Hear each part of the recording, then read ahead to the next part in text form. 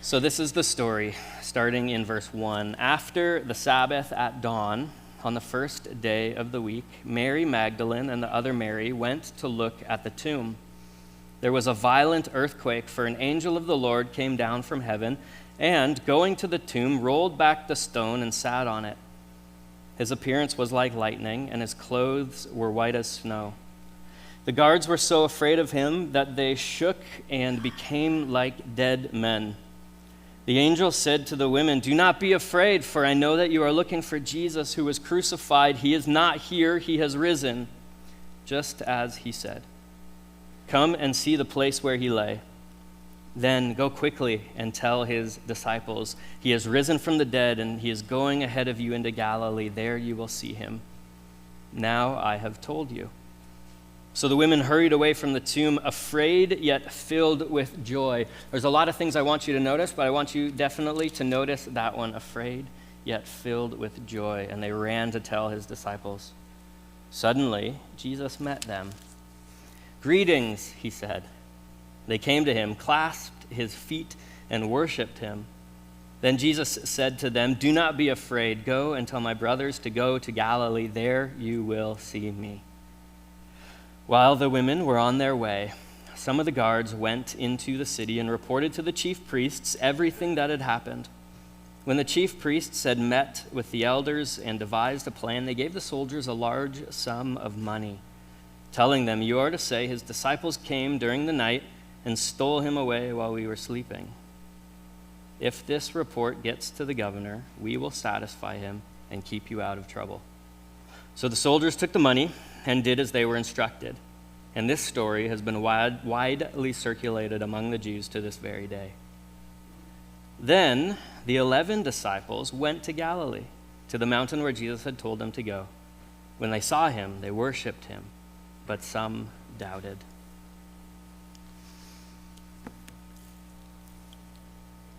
I wonder, when was the last time that you were properly terrified? Like properly afraid.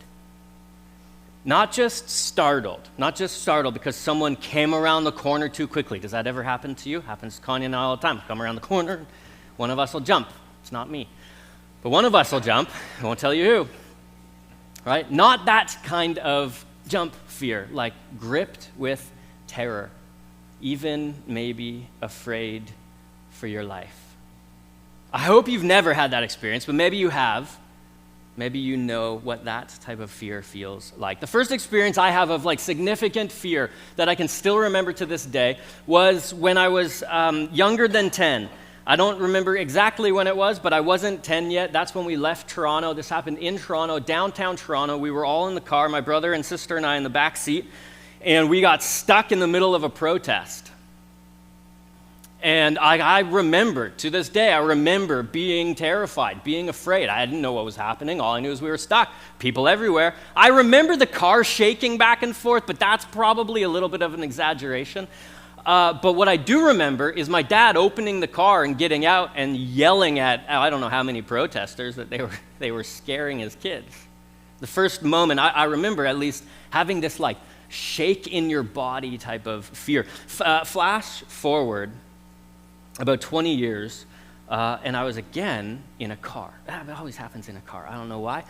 This time, I was on my way home from where I was working. I was in seminary as a student, studying to become a pastor. I was working at a place called Trenton Psychiatric Hospital. I was a chaplain there. And I ended up somehow in Trenton, New Jersey, stuck, again, in traffic, this time in the middle of a police firefight, like shootout, that had broken out at a funeral. So I'm thinking, going back to seminary, like, I don't know that I want to do this anymore. But again, just like shake in your bones, feel it in your soul type of fear, two moments that have stood out in my memory. We have, I think society has, and maybe you can relate to this, a little bit of a strange relationship with fear, or at least with that feeling that it causes in your body. Because we don't like proper fear. At least I don't think many people, probably most people, don't like proper fear. We like the illusion of fear, the feelings that it creates in us, just not the actual thing itself. So roller coasters, right? Roller coasters, scary movies with jump cuts that startle you and make your adrenaline jump a little bit and fire in your body. We like that feeling, just not earth-shattering, stick with you for days type of real fear, right? Skydiving, sign me up for that, at least before I had kids, maybe not after. Sign me up for that type of pretend fear. Let's start to talk about real gut-wrenching, unsure of the future, life or death, fear, forget it. Right? I don't know about you, but like I'm running in the other direction. I will flee that kind of fear. Human beings, we've got a few different tricks, right, up our sleeves when it comes to situations that usually give rise to fear. Typically 3. We talk about 3. We fight, we flight, or we freeze. Now, I've been told that each of these are psychologically beneficial. Each of those responses can be psychologically beneficial. But can we all agree that at least one of them is the least effective? Like the freeze one. It has to be the least effective. Like fight or flight, fight or run. But to stop and do nothing, that doesn't seem to play to me like a smart move. But again, all 3 beneficial. Again, I think we like to tease our autonomic nervous system into action, like give me the adrenaline, fight, flight, freeze, but with no stakes attached.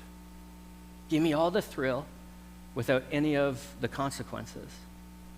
And that's why I found myself jumping off cliffs into lakes in Algonquin Park as a kid, even though, and probably especially though, I've always been just a little bit afraid of heights, right? I'm not that tall. I'm not used to being up high. Jumping off cliffs didn't feel great, but I loved it. It makes no sense to me. Fear, I think, so often makes no sense.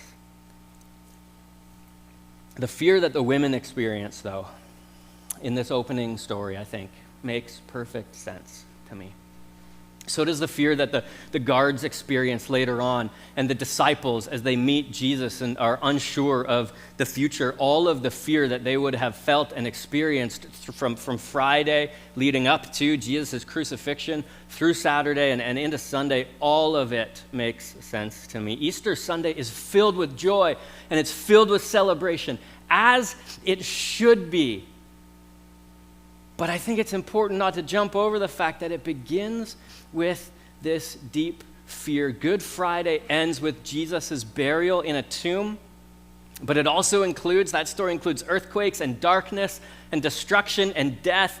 Good Friday ends in fear. And you can imagine how that fear would have just kind of lingered and grown and maybe even gotten to a point of like unbearable, uncontrollable anxiety for Jesus' friends and his followers. Good Friday turns into Saturday, and they just wait. It would have risen and fallen, right? It rises, it falls, it ebbs, it flows. The fear comes and it goes. The grief comes and it goes throughout that entire Saturday and into the night, and then early Sunday morning. Because as much as we wait, as followers of Jesus now wait for Good Friday to turn into Easter Sunday, how much more did those friends of Jesus, did those first followers of Jesus wait for something? Right? Not knowing exactly how their story was going to end, not knowing if it had already ended. And so we meet these women on their way to the tomb with purpose. They're on a mission. And I wonder what exactly was going through their minds as they traveled to the tomb, because in Luke's gospel, other than Matthew, right, we get this really detailed gospel account by a man named Luke about Jesus' death and his resurrection. And in that moment, Luke says they were going with spices. But Matthew leaves it vague. And I wonder if they're going to just settle it once and for all. Like, Jesus is dead, we need some closure. I wonder if they're going to complete the burial rituals. I wonder if they're going, as some scholars suggest, because they are holding out just a little bit of hope, Jesus said, 3 days, I would rise. We're not entirely sure. What we do know is that Jesus' burial happened on a Friday, leading into Sabbath. And it was probably rushed. And the full traditions and rituals probably couldn't have been completed. And so something needed to wait until that Sunday morning. After the Sabbath, just rereading a few verses, at dawn on the first day of the week, Mary Magdalene and the other Mary went to look at the tomb. There was a violent earthquake, again, second earthquake in a few days, for an angel of the Lord came down from heaven and going to the tomb, rolled back the stone and sat on it. His appearance was like lightning, and his clothes were white as snow. The guards, they're the first ones we see experience this raw fear, right? They're so afraid, it says of him, that they shook and became like dead men. Messengers from God, angels, messengers from God, were not always known to bring good news, right? Like we see the angel come, we're like, hey, this is a sign of good news because we know the end of the story. But angels, messengers from God, often brought bad, or what amounted to bad news, what felt like bad news. They brought judgment. Fear over the entire Bible was the natural reaction to angels showing up, right? Coming face to face with an angel of the Lord, it always leads to fear. There's not one account that I've read in Scripture where someone's like, yeah, okay, cool, right, I'm perfectly comfortable with what's going on here. Like, that doesn't happen. Always afraid. Mary, angel comes, you're going to have a baby. Afraid, terrified, right? And so we see it over and over again. The angel's first words out of their mouth, always, do not be afraid, right? It's like Sully from Monsters, Inc., right? The poor guy was destined to scare everyone, always. The women are afraid. They're afraid when they see the angel, and they're afraid because they think that Jesus is still dead.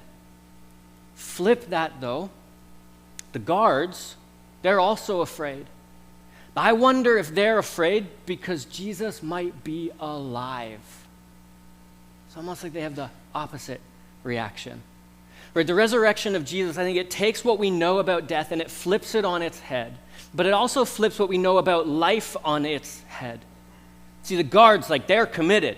The guards think that they're really living. We're doing the right thing. We're doing what's being asked of us. We're following orders. Like, this is right and good. This guy had to die, and we're going to make sure that nothing happens to his body. They think they're living life. But when they're confronted with the angel and the stone rolled away, I think what they find out is that life is flipped on its head. They think they're really living, but the empty tomb reveals to them that what they thought would give them life instead would bring death. They're afraid, and they're so afraid they become like dead men. I often wonder, like, if they just, like, fainted. Like, is that what it means? Is it just like, they're just like, that's it, it was too much, right? So often, what we think will bring us life does not. Jesus' resurrection and the empty tomb challenges us to think about what we are leaning on to give us life. They become like dead men, right? They're living. It turns out they were really dying. The angel, though, turns his attention to the women. He says to them, do not be afraid, for I know that you are looking for Jesus who was crucified, but he's not here. He has risen, just as he said. Come and see the place where he lay, and then go quickly to tell his disciples. See these women, like, listen, I think, like, they just want to finish to the best of their ability burying their friend Jesus, and then everything gets flipped on its head. The powerful, I think, 7 words in the entire Bible show up in this verse. He has risen, just as he said. 7 words the angel speaks to these women that completely changes their lives. And I love how the angel in that moment doesn't just send the women away empty-handed. Like, it's not just, hey, come, let me tell you what happened, believe me, and go. He invites them in. He says, let me roll away the stone. Come see where he lay. Like, his body is not here. They're invited into this moment to experience it, to see it with their own eyes. They see the empty tomb, and then they're sent out. He says, go tell the disciples. They're going to see Jesus in Galilee.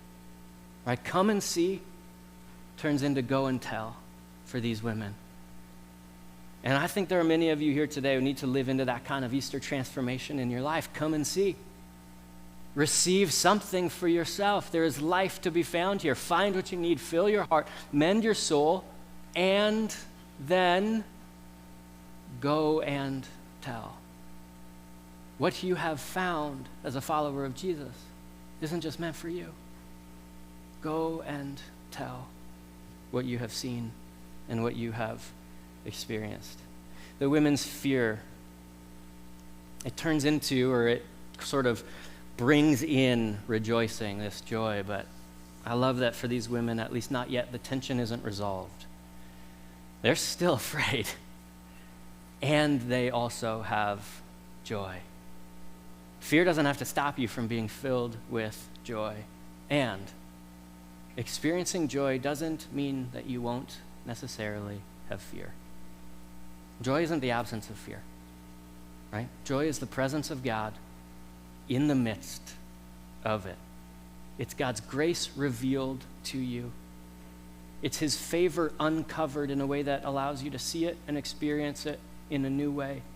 I love this definition of joy, grace recognized for what it truly is. The women run. And it's a great turn throughout all the Gospels. They tell this story of the women running, becoming the first witnesses to the empty tomb. They've got this message inside of them that they carry away from the tomb, and they go on mission. They have a task to do. They become the first witnesses. And then, in verse 9, suddenly Jesus meets them. Greetings, he said, which seems like just this real simple, nonchalant kind of hey, how's it going? Hi. Just this, anyways, I would think it would be a little bit more in your face. And they come to him, and they clasp his feet, and they worship him. And then Jesus, again, like the angel, he says, do not be afraid again. Go and tell my brothers to go to Galilee. There they will see me. He repeats the message. Jesus met them in the midst of their fear, in the midst of their joy, while they were on the road, while they were on mission, while they were completing this task. Jesus meets them. These women, they don't just become the first witnesses of the empty tomb. They become the first witnesses to the resurrection. They see Jesus. They're the first people to see Jesus resurrected with his body. And still they go now, not just as witnesses to an empty tomb, but as witnesses to a risen Jesus. And he says, greetings. And I love, actually, something closer to what he says is rejoice. It's grace to you. How we've translated greetings is actually, at its root, the same word as grace. And it's the same word that is used to talk about joy and favor, all of them related. What Jesus is saying is rejoice. This is a celebration. This is a reunion, not centered around the individual people, but centered around God's grace and his favor because of the resurrection. Jesus is proclaiming this grace.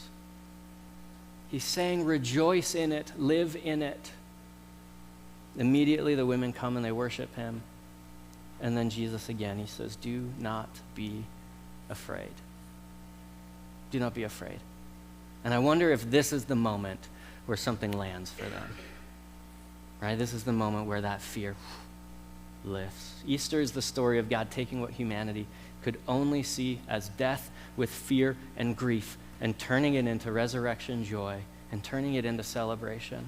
And some of you are still waiting for God to show up. And maybe you wouldn't phrase it like that. Maybe you wouldn't word it like that. But fear has gripped your life.